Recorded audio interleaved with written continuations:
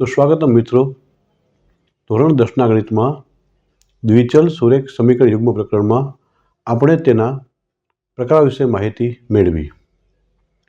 હવે દ્વિચલ સુરેખ સમીકરણ યુગ્મના આલેખ અંગે ચર્ચા કરવા માટે આપણે એક ઉદાહરણ લઈએ. આજનો પ્રશ્ન છે, સમીકરણો x - y + 1 બરાબર 0 અને 3x + 2y - 12 0 દ્વારા દર્શાવાતી રેખાઓના આલેખ દોરો. આપણે આપેલ સમીકરણ યુગ્મની રેખાઓ આલેખપત્ર પર દર્શાવવાની છે. સમીકરણ છે x - y + 1 બરાબર 0 અને 3x + 2y - 12 બરાબર 0. ઉપરાંત આ રેખાઓ અને x અક્ષ દ્વારા રચાયેલા ત્રિકોણના શિરોબિંદુઓના યામ દર્શાવો અને બનતા ત્રિકોણાકાર પ્રદેશને છાંયાંકિત કરો. આપણે આ બંને રેખાઓ અને x અક્ષ દ્વારા બનતા ત્રિકોણના શિરોબિંદુ દર્શાવવાના છે અને ત્રિકોણાકાર પ્રદેશને આપણે છાંયાંકિત કરવાનો છે. ચાલો શરૂ કરીએ. સૌપ્રથમ અહીં સમીકરણો x - y + 1 બરાબર 0. અહીં y ઋણ છે, બરાબર જમણી તરફ લઈ જાય તો ધન થઈ જાય, તો ડાબી તરફ વધશે x + 1 બરાબર y. વ્યવસ્થિત લખીએ તો y બરાબર x + 1. આને આપણે સમીકરણ 1 તરીકે ઓળખાવશું.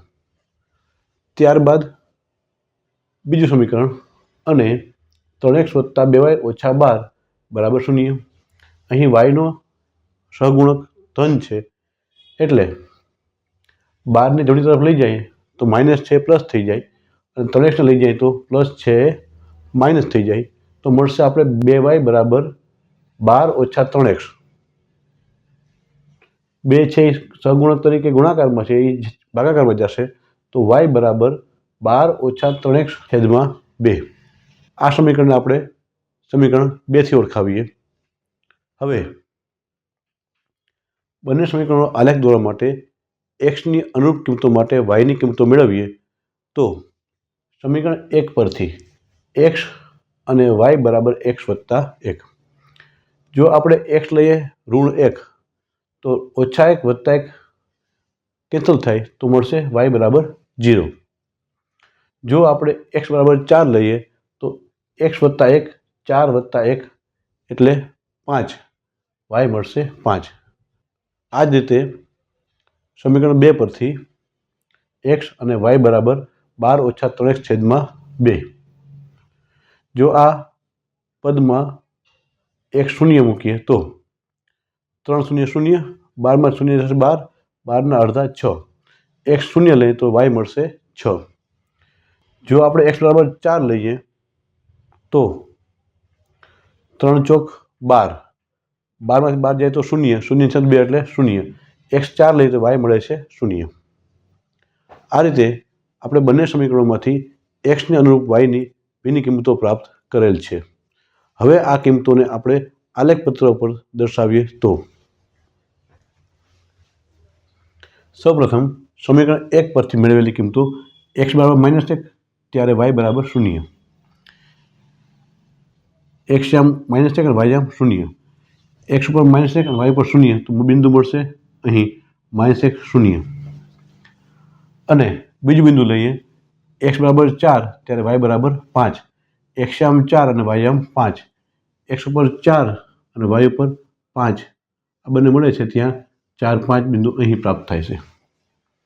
હવે આ બંને બિંદુઓને આપણે જોડી દઈએ તો એક રેખા પ્રાપ્ત થાય. એ રેખા છે x - y + 1 બરાબર 0. સમીકરણ 1.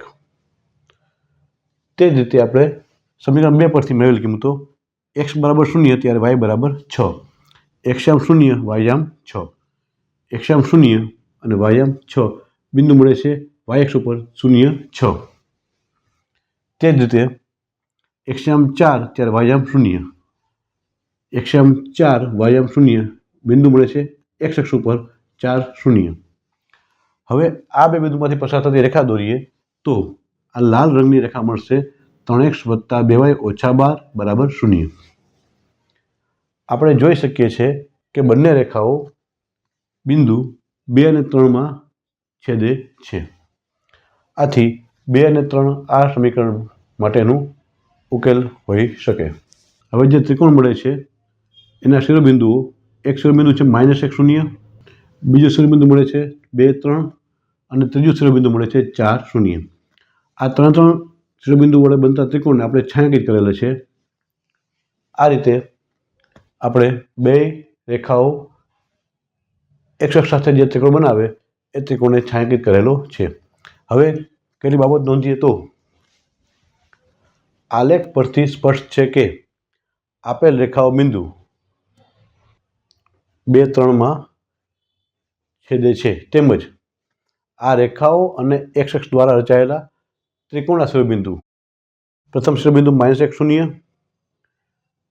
બીજું શિરોબિંદુ 2 3 અને ત્રીજું 4 0. અહીં આ ત્રણ શિરોબિંદુથી બનતા ત્રિકોણ, આ ત્રિકોણના શિરોબિંદુ છે -1 0, 2 3 અને 4 0 છે. અને ત્રિકોણાકાર પ્રદેશ છાંયાંકિત કરેલો છે. આ ત્રિકોણાકાર પ્રદેશને આપણે આ રીતે છાંયાંકિત કરેલો છે. આ રીતે આપણે આપેલ સમીકરણોનો આલેખપત્ર પર નિરૂપણ કરી આપણે માગેલ માહિતીને પૂર્ણ કરી શકીએ છીએ. આભાર.